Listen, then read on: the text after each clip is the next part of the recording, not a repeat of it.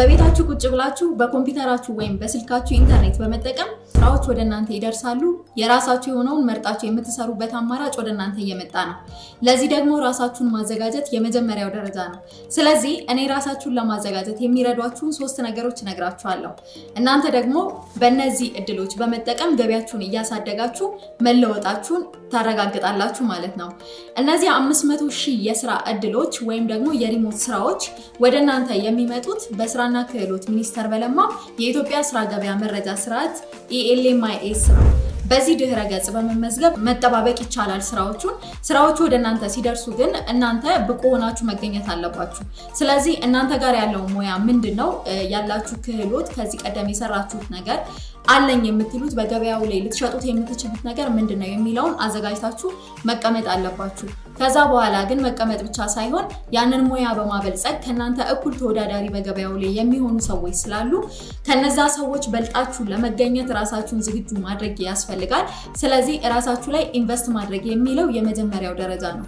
ራሳችሁ ላይ ኢንቨስት ስታደርጉ በዚህ በተለይ አሁን ባለንበት የኦንላይን ዲጂታል ዘመን ብዙ አማራጮች አሉ። ራሳችሁን ማሳደግ የምትችሉበት ሰርቲፊኬት ያለው ኮርስ አለ። በዛም ገንዘባችሁን አውጥታችሁ ኮርሱን በመያዝ ለራሳችሁ አንድ ደረጃ ከፍ ያለ ቦታ ማሰጠት ትችላላችሁ። ከዛ ባለፈ ደግሞ በኮርሶቹ ተጠቅማችሁ ሙያና ክህሎታችሁን በማሳደግ ለቀጣሪዎቻችሁ የምታቀርቧቸው ሳምፕል ስራዎች ላይ ለየት ያለ ነገር ማካተት ትችላላችሁ ማለት ነው። ኢንቨስት ስታደርጉ ጊዜያችሁን በተለይ አንድ ካምፓኒ እየገነባችሁ እንደሆነ ልታስቡት ይገባል። ይሄ ካምፓኒ ነገ ላይ ቀጣሪነት ነፃ ሆናችሁ ነፃ የፋይናንሻል ፍሪደም ኖሯችሁ እንድትኖሩ የሚያደርጋችሁ ሲሆን በዚህ ካምፓኒ ላይ ኢንቨስት ባደረጋችሁበት መጠን የራሳችሁን ፋይናንሻል ነፃነት እያወጃችሁ እንደሆነ ሊሰማችሁ ይገባል።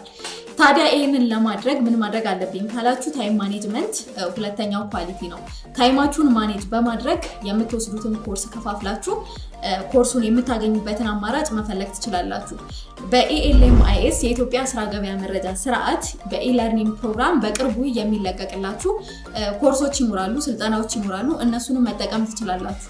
ራሳችሁን ካሳደጋችሁ በኋላ ደግሞ የምትሰሩት ፖርትፎሊዮ ይኖራል። የራሳችሁን ብራንድ መገንባት ማለት ነው። የራሳችሁን ብራንድ የምትገነቡት ማንም ሰው በስንፍናም ሊሆን ይችላል። የራሱ የሆነ የሚጠራበት የሆነ ነገር አለው። እናንተ ደግሞ በሙያችሁ አለኝ በምትሉት ነገር የምትጠሩበትን በሚያስጠራችሁ ደረጃ ሰርታችሁ መገኘት አለባችሁ። ሳምፕል ስራዎችን ስትሰሩ ይሄ ሰው በጣም እይታው አሪፍ ነው፣ የስራ ጥራቱ በጣም የሚገርም ነው ተብሎ የሚመሰከርላችሁ ሊሆን ይገባል።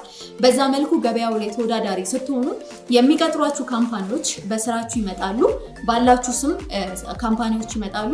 የሚቀጥሯችሁ ካምፓኒዎች ደግሞ ስለናንተ እንዲመሰክሩ በELMIS የቀረበው ሲስተም ላይ እድሉ አለ ማለት ነው። ስለዚህ እዛ ሲስተም ላይ እናንተ ሰርታችሁ ስማችሁን ካስመሰከራችሁ፣ ስራችሁን የስራችሁን ውጤት ካስመሰከራችሁ ሌሎች ካምፓኒዎች ወደ እናንተ እየመጡ ይሄዳሉ ማለት ነው። ስለዚህ ፐርሰናል ብራንዲንግ ላይ ለመስራት ራሳችሁን ማሰልጠን፣ ራሳችሁን ካሰለጠናችሁ በኋላ ደግሞ ማሳየት የስራችሁን ውጤት በጣም አስፈላጊ ይሆናል ማለት ነው። ሶስተኛው ደግሞ የስራ ስነ ምግባር ነው። የራሳችንን ፋይናንሻል ፍሪደም እንዲኖረን የሚያደርገው ነገር ሪሞት ስራ እንደቀረበልን እንዳለ ሆኖ ከዛ ባለፈ ግን በራሳችን የስራ ዲሲፕሊን ከሌለን ወይም ደግሞ ስራን ለነገ ማሳደር ፕሮክራስቲኔት የምናደርግ ከሆነ ይሄ የስራ ስነ ምግባር አይደለም። ስለዚህ የራሳችንን ብራንድ ለመገንባት እንቅፋት ይሆንብናል ማለት ነው። ስለዚህ ምንድነው ማድረግ ያለብን?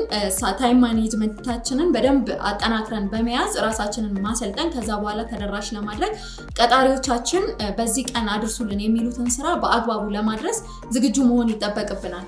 ያ ማለት የስራ ስነ ምግባር ነው። ከዛ ባለፈ ደግሞ በተለይ ደግሞ በውጭው ዓለም ያሉ ካምፓኒዎች ይሄ ሪሞት ስራ የሚለው ራሱ ጽንሰ ሐሳቡ በቤታችን ቁጭ ብለን በዓለም ደረጃ ያሉ የሚወጡ ስራዎችን ለመስራት የሚያስችለን ስለሆነ በዓለም ደረጃ ያሉ ደግሞ ትላልቅ ካምፓኒዎች የደረስንበትን ባዘዙን ስራ የደረስንበትን ደረጃ ማወቅ ይፈልጋሉ። ስለዚህ ቶሎ ኮሚኒኬሽን እስኪናችንን ማሳደግ አለብንና ቶሎ ኮሚኒኬት ማድረግ አለብን ከቀጣሪዎቹ ጋር ማለት ነው። በዛ መንገድ ዲሲፕሊን ካለንና ከቀጣሪዎቻችን ጋር ጥሩ ግንኙነት የምናደርግ ከሆነ ቀጣሪዎቻችን ኮንፈርት ይሰማቸዋል። ስለዚህ እኛም ፕሮሞት ያደርጉናል። በዛ መንገድ የራሳችንን ብራንድ እንገነባለን ማለት ነው። ስለዚህ ዲሲፕሊን ኖሮን ራሳችንን ስናሰለጥንም ታይም ማኔጅመንታችንን እናስተካክላለን። ለነገ ብለን የምናሳድረው ምንም አይነት ነገር አይኖርም ማለት ነው። በዚህ መንገድ የስራ ገበያውን ተቀላቅለን ማደግ፣ ገበያችንንም ማሳደግ፣ ራሳችንንም መሸጥ እንችላለን። ያለንን ነገር ይዘን ቁጭ አንልም ማለት ነው። ተመርቆም ቁጭ ማለት አይኖርም ማለት ነው። ስለዚህ ይሄንን ቻንስ ተጠቅማችሁ ወደ ገበያው መቀላቀልና በእውቀታችሁ ሰርታችሁ ፋይናንሻል ፍሪደማችሁን ማረጋገጥ የምትችሉበት እድል ነው የቀረበላችሁ። በዚህ እድል ተጠቅማችሁ እንግዲህ ስራ አጥ የሚባል ወጣት እስካይኖር ድረስ ማደግ እንችላለን ማለት ነው። ለዛሬ ይዤላችሁ የመጣሁት ይሄንን ይመስላል። ቸርን ሰንብት።